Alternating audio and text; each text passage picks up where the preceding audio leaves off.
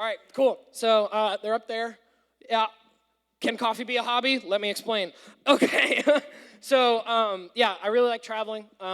Honestly, like I think I'm excited for you guys to experience this. Maybe you already have. But when I first traveled on like my own time and my own budget, like with my own people, like not saying my parents aren't my people, but like when I was the one that planned the vacation, I was like, this is the greatest thing ever. I want to do this all the time. So I like traveling. Coffee, I'm a little bit of a snob, not gonna lie.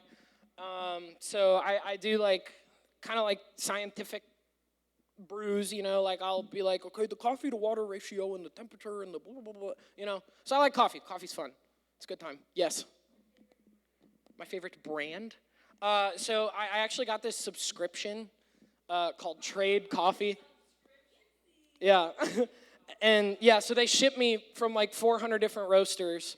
They ship me different coffees. And then there was this, so there's like light roasts, dark roasts, and medium roasts. And dark roasts, we're getting into it. And dark roasts typically tend to have like chocolate and peanut butter sort of profiles. And then light roasts typically have like weird fermented fruit, kind of yada, yada, yada.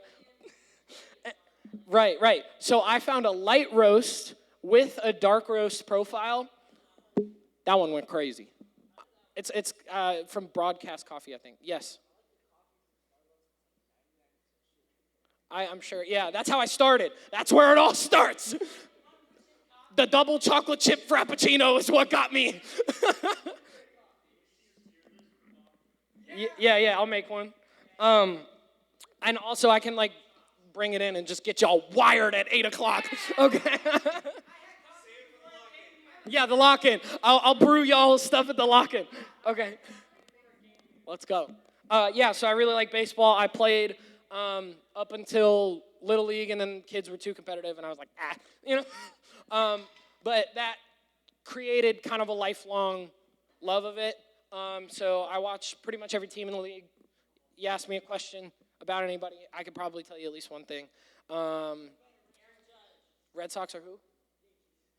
Right now, the Red Sox. But the Yankees have a better record, but the Red Sox have a more, like, unified team. Aaron Judge is sick, dude. 2 MVPs, probably a third coming up. Not too bad. All right, anyway. But, yeah, so kind of interesting. I have a Rays logo tattooed right here. But the Lord spoke to me before the season started, and he was like, hey, don't watch the Rays this season. And I was like, that's like, Lord, what do you mean, right? And I didn't know why, and I kind of felt like it was like, okay, am I like guarding my heart? Is something bad going to happen? I was like, it's fine.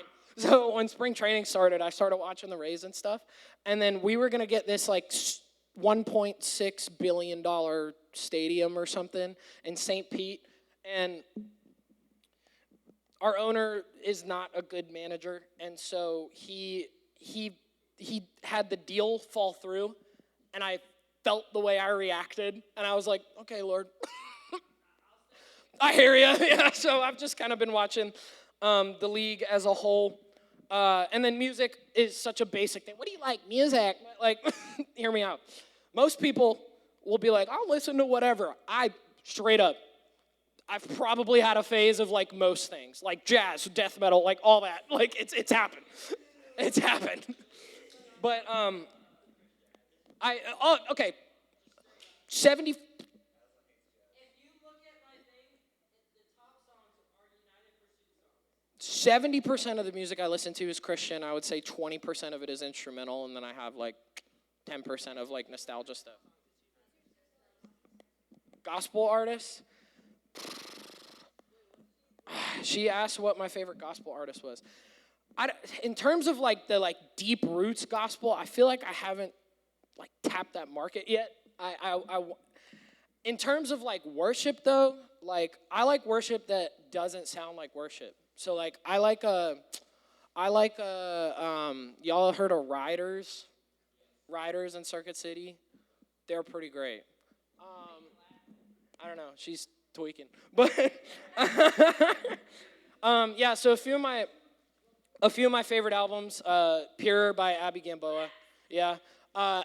The Impossible Kid by Aesop Rock, definitely a clean album. Don't look it up. And The People We Became by No Big Deal is a Christian rapper. He's one of my favorites. But The Impossible Kid, it's like a 2016 hip hop album, but like it really changed my life, and I feel like the Lord used it to like help me make the music that I make today. If I recommend a song off of it, listen to Kirby. It's about the dude's cat. It's pretty funny. Yeah, it's about his cat. It's a song about his cat. Anyway, all right. She's not here, but give it up for my wife. Yeah. Yeah. So, cool.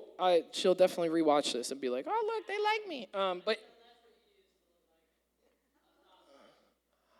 I went through like a crisis. I was having stomach issues, and I was like, I know what will solve this. I will shave my head. but yeah. So we've been together since October of 2018, October 13th, and then we got married November 5th of 2022. Yeah, I know the dates.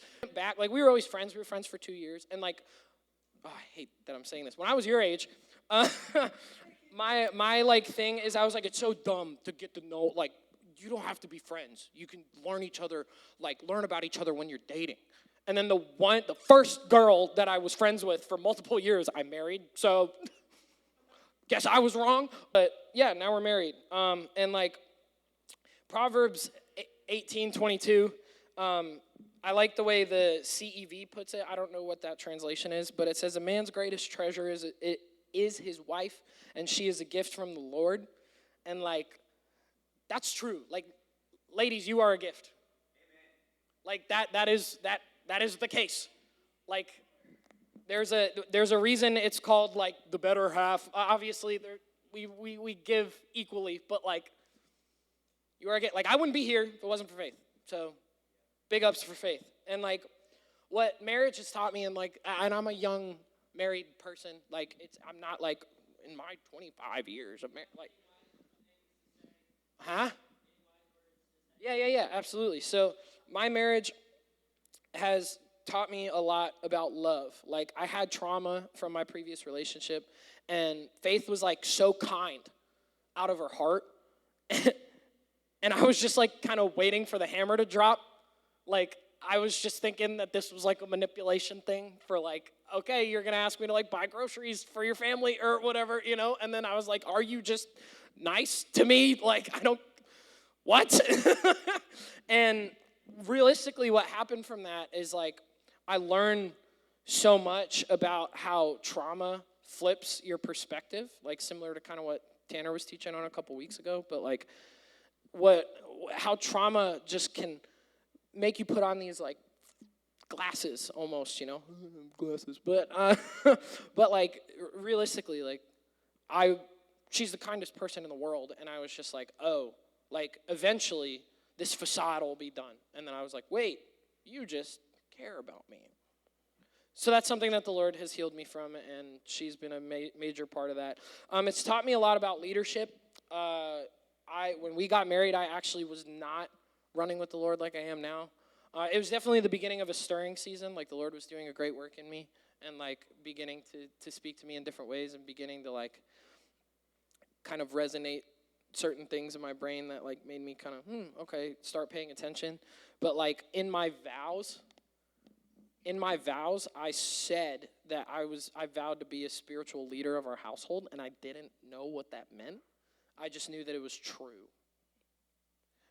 Probably not the best way to go about it. However, obviously that's biblical, and I really only ever heard it in passing. But honestly, just me accepting that truth and letting it kind of come to fruition, and letting the Lord like do a work in me in order for me to lead her well. Like, he wouldn't have ordained the marriage if it wasn't going to happen, right? So like, I think that's super cool, and it taught me a lot about leadership and what a spiritual leader looks like in the household, which means men in the room, like at some point, unless for whatever reason the Lord calls you not to marry, you are going to be a spiritual leader of your household and yourself and your children and all those things. That's pretty intense. And it can be pretty intense, but like, we'll teach on that later. It taught me a lot about patience. Like, it's really hard to be patient when you're always right. I'm just kidding. It's okay, sorry. She's going to hate me. Okay. But no, one thing that we really learn, this is our core value, vulnerability, right? Like, I'm sharing these things with you, but like one thing we really learn is that we process at different speeds. I realistically, like I could say probably 75% of the time, if there's something going on, I can make a decision that will be pretty good. Like almost immediately, and I'm like, problem solved, you know? But she's like one of those people that's like, I need to reflect, I need to like chart it out, build it out. Okay, this is what we need to do. And when I was, for lack of a better term, like more immature than I am now, it would really frustrate me. And I'd be like, we could just do this. And it might even be the case that like 3 days later, she's like, yeah, we should do that, you know? But like now I have the understanding that we process at different speeds, and we have to be patient with each other. Because, and it even plays into like spiritual things. Like I'm very apostolic. I like to build. I'm an inventor. I like to create new. And she's very high in like discernment. And so she's like discerning a situation where I'm like, we gotta go. We gotta start telling people about it, you know? So it's really interesting to kind of watch how the puzzle pieces fit perfectly when you're able to let God into it, you know, and not try to do it all yourself. Hope that's helpful.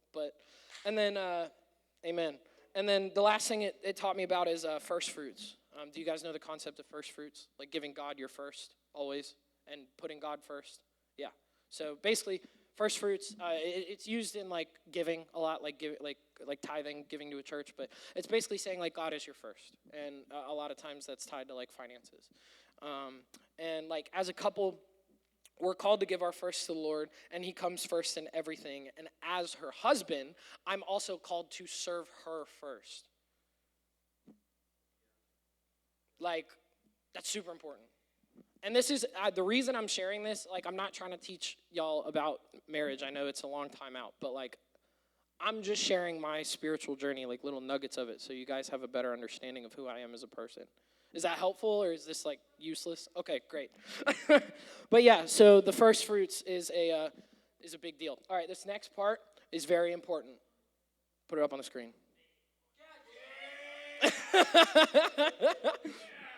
I got 2 cats. That's fine. I grew up, I'm probably sweating like a madman up here. I grew up with a ton of dogs, like a ton of dogs. And I love dogs. I love dogs with all my heart. And I used to hate cats because my grandpa's cat like almost killed me when I was like 10. And yeah, for real, bro. I'm being dramatic. He just like, well, it was one of those calicos, and they can be spicy. So I was like messing with it, and I stuck my head out from under the couch and it just went. Yeah, and I was like, cats suck. I don't want a cat.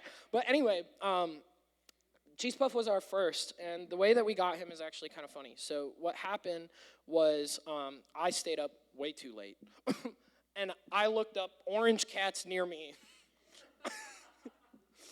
and I saw him, and I was like, saved him, and I was like, well, if he gets adopted, I'm going to be heartbroken, so let me find 2 more options. So I found 2 more options, put him in. I was like, I don't really care, whatever. And then Faith woke up the next morning, and I was like, Faith, look at this guy. And it was like I guess like a breeder, no, foster parent. And every social media of theirs had a different phone number. So I messaged like 4 social medias and called like 4 phone numbers. And I was like, I want Cheese Puff.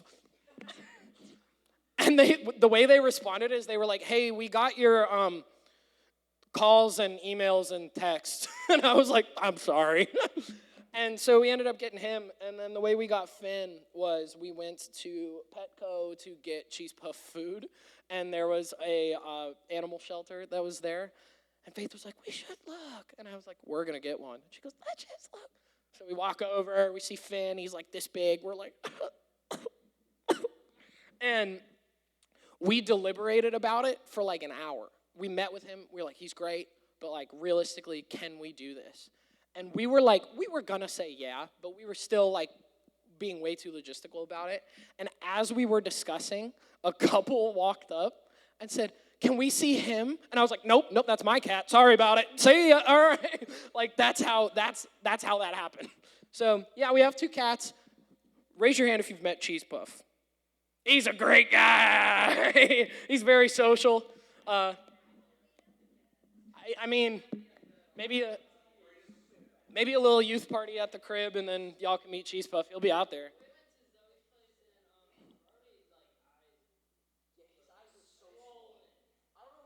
That's so random.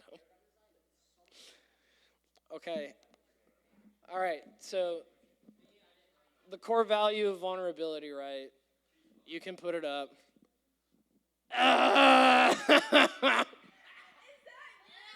Both are me, yeah.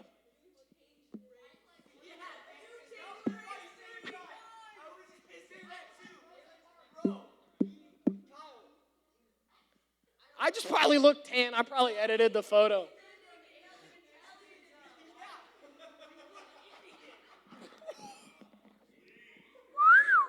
Okay. Not how I expected that to go. Yeah, that's me in freshman year, and then that's me in like 1 year. 6 months old. My parents were like, "Something ain't right," and they figured it out. Yeah, they were just like, "Ah."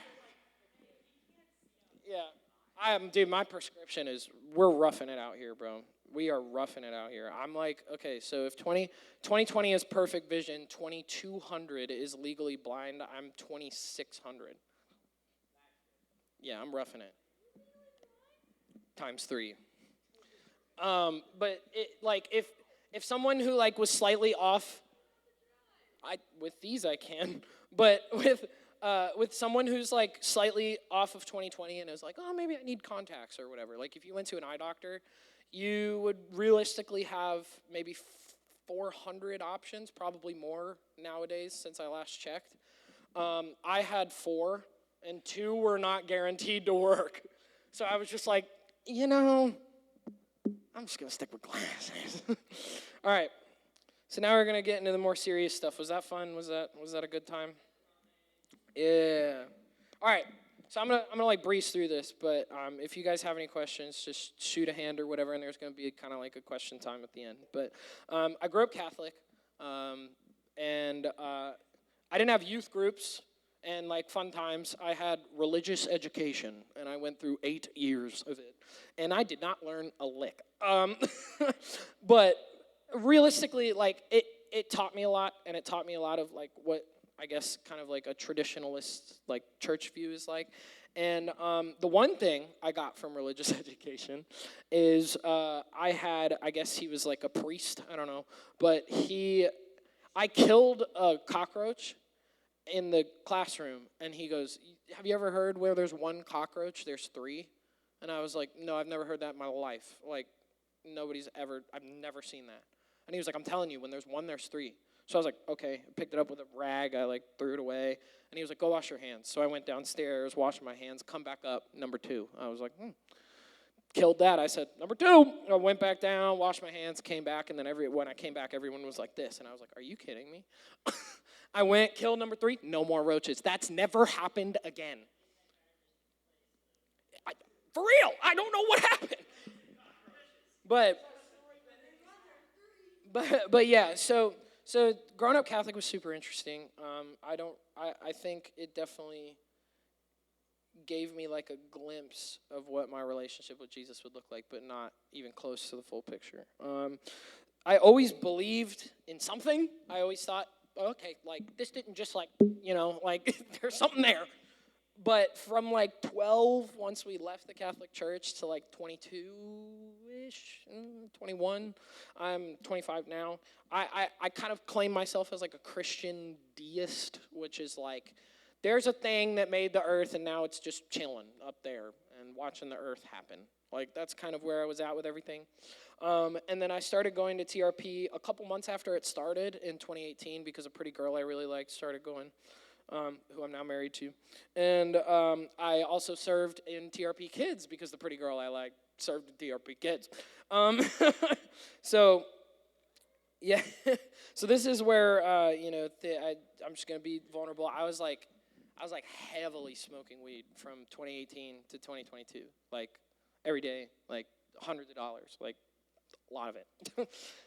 I was keeping them in business, but there were moments that I had experiencing God even through those hurt times. Like we had a young adults group here called City Lights. Jenny Lee was one of the people that helped facilitate that. So I've known Jenny Lee and I go back, and I experienced God there. I experienced love there. That was kind of my first, oh my gosh, I kind of feel him in the room. And then when we first got this building, if for those of you who don't know, we used to worship and do Sunday gatherings in the Letter Carriers Hall in Tampa. So we rented it on a Sunday. It wasn't like our building. We did it in a Letter Carriers Hall. You do remember that? I remember you remembering that. But when we got this building, it was like a Wednesday or like a Friday. And, well, because it wasn't a Sunday. Thanks, man. All right, but so it's not a Sunday. It was like a Wednesday or Friday. And we basically went in the building for the first time. And I remember I was like, God is in this building. And I've never really experienced that before. So those were kind of my little pre-nuggets of encounters and stuff. And then my marriage, November 5th, 2022, really marked a stirring season in me. So from November 2022 to August of 2023, the Lord was just giving me little things that I was like, I'm getting curious. Things are happening. I don't know. And eventually, I went to a Sunday gathering reluctantly, and I was sitting in the front, and something came over me where I was just like, you know what? I'm gonna try today. I'm gonna figure this out. And they played No One by Elevation Worship. It's a real jammer, And I was like, this is pretty fun. I like this song. Maybe I'll build a worship playlist. So I saved that song. And whoever was transitioning or whatever came up and was like, hey, today's the day. Cry out, basically. And I was just like, you good? You good, pal? You okay?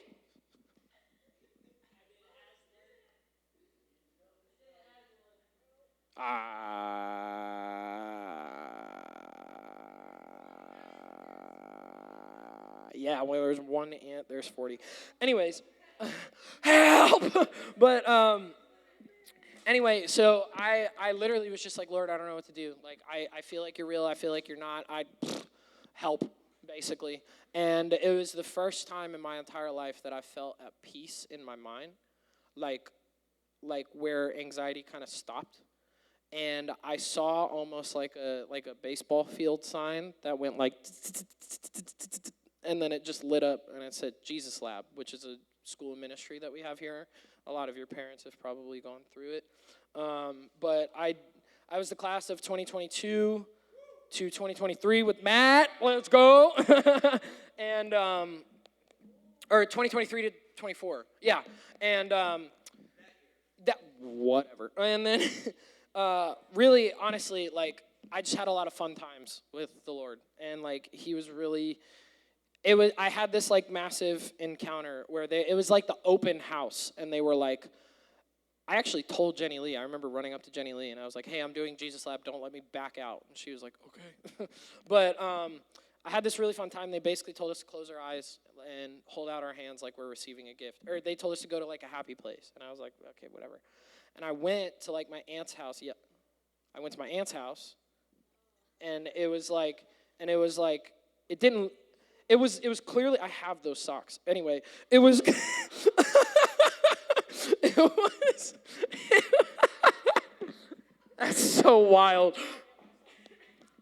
It was. I guess. It was clearly my aunt's house, but the scenery was a lot prettier. And then they were like, God is coming up to you. And I saw Jesus, and I was like, yeah, it's my imagination. And they were like, he's giving you a gift, and he handed me a rock. And I was like, cool. And the rock, this is when I knew. I was like, I can't make this stuff up. He handed me the rock, and he goes, this is for your childlike wonder that I don't want you to lose. and I will continue to restore it. I had never read childlike faith, nothing. I've never heard that before in my life. I never. And I was just like, oh my gosh, like I gave my dad a rock from my aunt's house when I was like 10, and God gave me that same rock and told me it was because of my childlike wonder. And that was like the switch. I just, and then I was like, all right, we're in it. Let's go. Like, yeah. And so that's where, I know some people say they have like a life verse. I don't think I have it on the screen, but mine is Luke 18:16. It says, never hinder a child from coming to me, and let them all come, for God's kingdom belongs to them as much as it does anyone else. These children demonstrate what your faith is all about. And yeah, it's great. And that was really my marking season. I went through Jesus Lab. It completely changed my life. I did end up getting Student of the Year. Woo! And then Jenny Lee was actually my community group leader, so she's been involved like most of the time. But yeah, I got Surf Team Leader of the Year when I did for communications. But it was just like my mind. You know how I'm sure some of you have been in Romans before, and if you haven't, Romans is really like a dissertation about what it's all about, really. And there's a part in Romans that says, like, your mind will be cleansed with the blood of the Lamb. And, like, that's really what happened. Like, when people ask me, like, how long ago were you not running with the Lord? I would have been like, I don't know. I would have been like, I don't know, like 10 years ago. But realistically, it's only been like 3, you know? And that's a wild thing. That's a wild thing. It feels like 10,000 years ago, you know? Because the old me is dead, the new is alive type thing. So without getting into too much of that, God told me that I was going to be, is this okay? Am I going too long? You liking it? Is everything good? Fantastic. Well, you'll see what I'm doing. Anyway, God told me that I'm going to be a leader in the church. That happened. But the first way that happened was they asked me to direct AV. So I wasn't taking over the AV, but I was asked to direct it. And because of how the limitations that I put on God as a new believer, I was like, this is it. I'm a leader in the church. Like, yes, the word hath been fulfilled. And then like 3 weeks later, somebody asked me, hey, do you want to take over our comms ministry? And I was like, the word hath been fulfilled? Okay. And then like, now they're like, take over the youth ministry, or get on staff and now take over the youth ministry. And I'm like, this is wild. Like, yeah. So what I'm trying to say in that is don't put limitations on God, because he'll blow your mind. So yeah, one of the many things that the Lord has helped me overcome is feeling like I don't belong and I don't have something to bring to the table. And the flip side of that is I'm now firm in my identity as a child of God, and I'm also like even just like deconstructing it and like de-spiritualizing and churchizing it for a second. Like, I believe that I am fun and a fun guy and I bring something. So like, let's go. Yeah. but yeah, so like that was a struggle for me. I always thought like, okay, whatever. It's fine. But I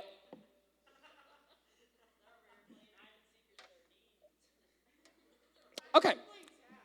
That's fine. But that was a struggle for me. Even with like friend groups that I have recently, I've just been like, well, I don't know, like it doesn't matter. I'm not.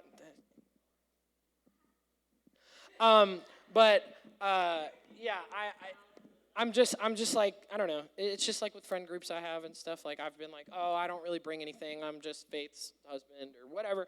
And like the Lord, no, listen, the Lord has changed that. And also just with our core value of vulnerability, like something I'm still working on is anxiety, especially when it comes to health-related stuff.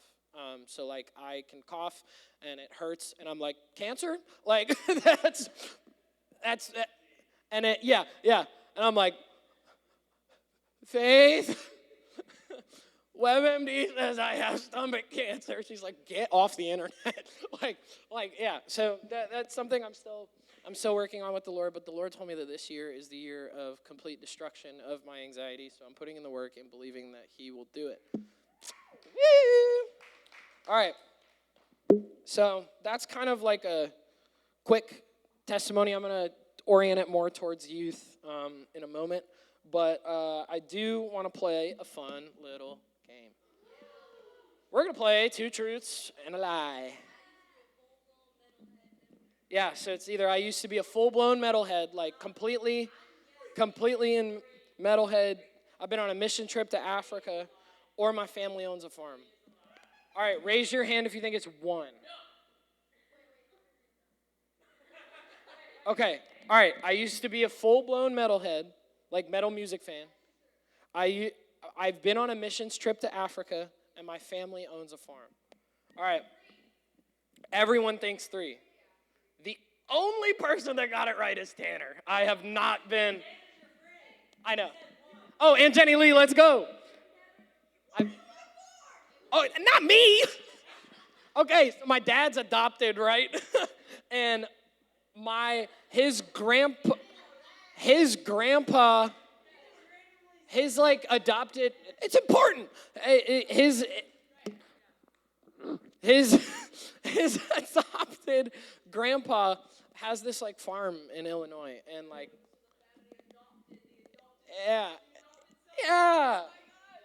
But my dad's sister is the one that owns it.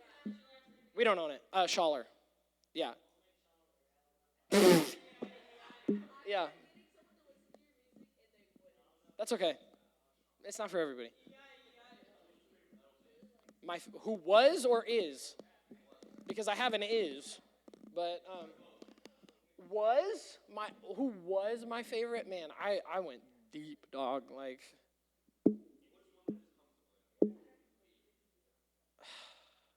I don't want people to look it up. I'm not gonna share it. My favorite right now is Bloodlines. They're a Christian metal band. Yeah, he asked me my old favorite band, and I said I don't want people to look them up. Yeah, that's fine. But yeah, so I haven't been on a missions trip, but I plan to eventually, maybe a couple years in the future, a youth missions trip. I don't know. Africa! But that's okay. I'll buy everybody's passport. Okay, don't hold me to that. Okay, so I just kind of want to spin it real quick, and this is like probably even more serious. So once again, just how I ended up at TRP. Started with Pretty Girl, and now it's because I love the Lord, and that's all I want to pursue. What made me say yes to leading youth is that the Lord is on it. That's it. Like, God is on it. I wouldn't say yes if he wasn't.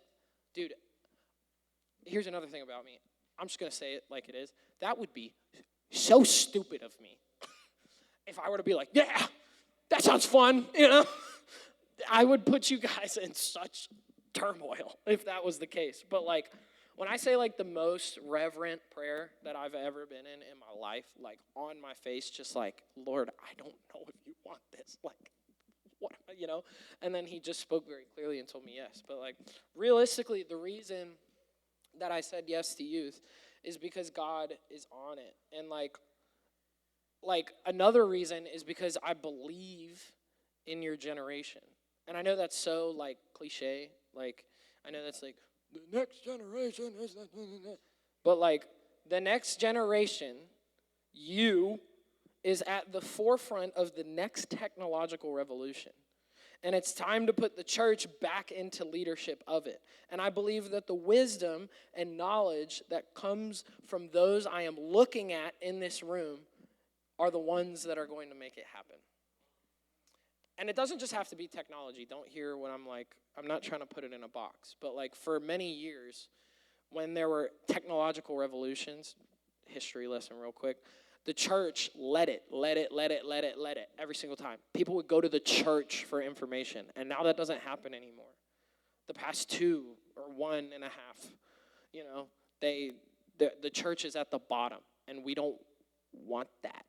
We want the church to be at the forefront of it. And I don't necessarily mean like the four walls church either. I mean like believers in Jesus, and I hope we're all believers in Jesus.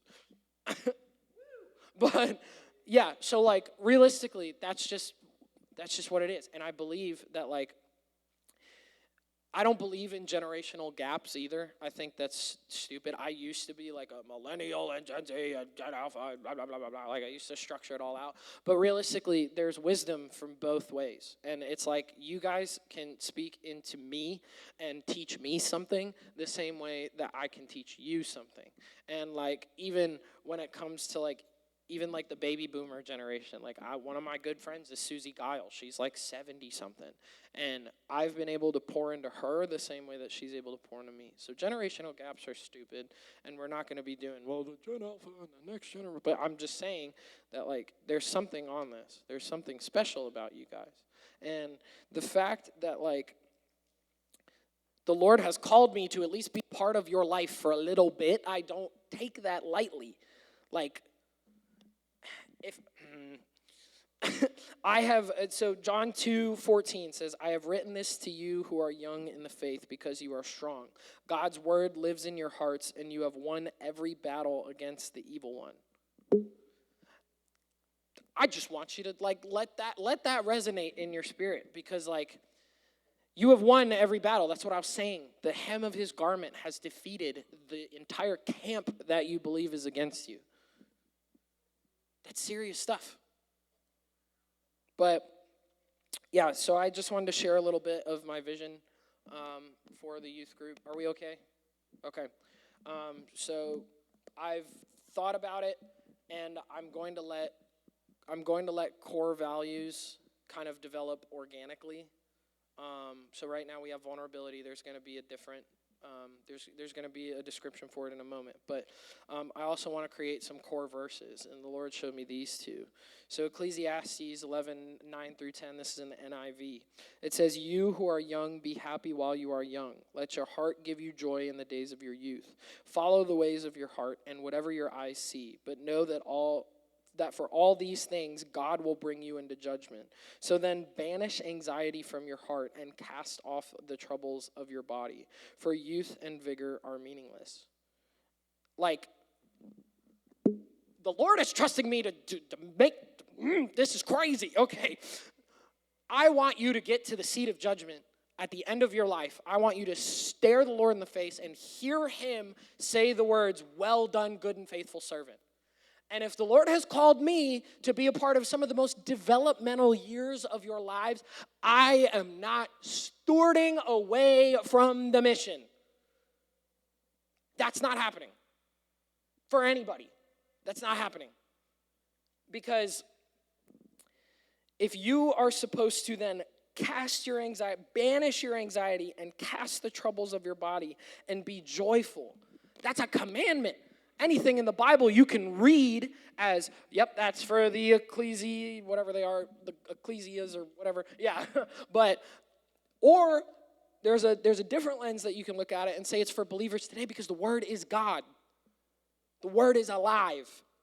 And so that means that you have to look at that through the lens of today, which means that is for you, which means for me that I am in charge of that in a capacity. Do you see why this is weighty for me in a good way? Like, it's a good thing. It's a good thing. And I'm excited for the future. I am not straying away from that goal. And if I do, leaders already know, but students call me out. I'm not afraid. Wrong. Verbal. I've already used scripture. But like the main point is that like this is important to me. Like Yeah, I'll do that a couple times probably. But another core verse is Isaiah 40:30 through 31, which is the next slide. Even youths grow tired and weary. Even young men stumble and fall. But those who hope in the Lord will renew their strength. They soar on wings like eagles. They will run and not grow weary, and they will walk and not be faint. This is a place where you are allowed to be tired and weary, where you are allowed to stumble and fall, where you're allowed to have trouble renewing your strength. But this is also a place where a community comes together and we spur each other on in love and good deeds, like Hebrews says, to help us align ourselves with heaven and what God says is true about us. Did that all make sense? Because I'm going to say it again. This is a place where you are allowed to be tired and weary, where you are allowed to stumble and fall, where you are allowed to have trouble renewing your strength. But this is also a place where community comes together and spur each other on in love and good deeds to help us align ourselves with what heaven and what God says about us. It's important. Accept one another then, just as Christ has accepted you, in order to bring praise to God. That means we need to accept each other at our lowest. That means just like I accept you at your lowest, just like Jesus accepts you at your lowest, you have to accept each other at your lowest. We have to accept each other. It's very important. We have to have community. We are wired for community. And it's incredibly important. And this isn't on the screen, but I want each of you to know your identity deeply. I think you guys know your identity in Christ, some of you. I think you get, I'm a child of God, I am free, I am all that stuff. Like, yes, and those are affirmations that you should be repeating to yourself on a regular basis. That is all good and true. But like, I want you to know your identity so well that the things troubling you now are footnotes in your story. I want you to know yourself so well that you can teach and equip others in the gospel. Because that's the thing. The Lord can heal all your troubles in an instant. Like a bowling ball. He can just throw a strike every time. But he doesn't. Why? Because it's not just for you. My troubles are not just for me. The way that he's healed me is not just for me. That's why I'm sharing with you today. That's why I'm talking to you about what marriage has strengthened in myself and in our relationship. That's why I'm doing that, because it was a process. Does that make sense? And like, as excited as I am to like teach you guys, that is not the only reason I'm here. And you all prayed over it, and I think that's wonderful. But I'm here to walk with you. I'm not just here to teach you. I'm here for your highs and your lows, your bests and your worsts. And I understand that trust is earned. And I plan to do everything I can to earn your trust. Maybe you already trust me. That's great. Maybe you don't. But like, that's okay as well. But I plan to do everything I possibly can.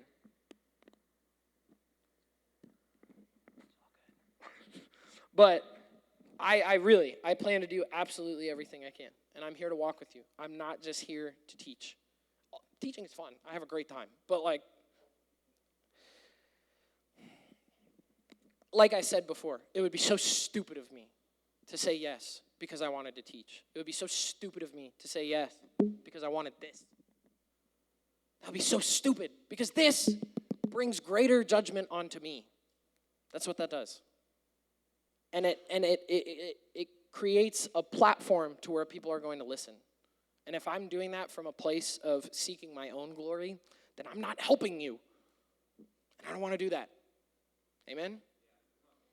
John 7:18 says, whoever speaks on their own glory does so to gain whoever speaks on their own does so to gain personal glory. But he who seeks the glory of the one who sent him is a man of truth, and there is nothing false about him. I'm trying to be a man of truth. Simple as that.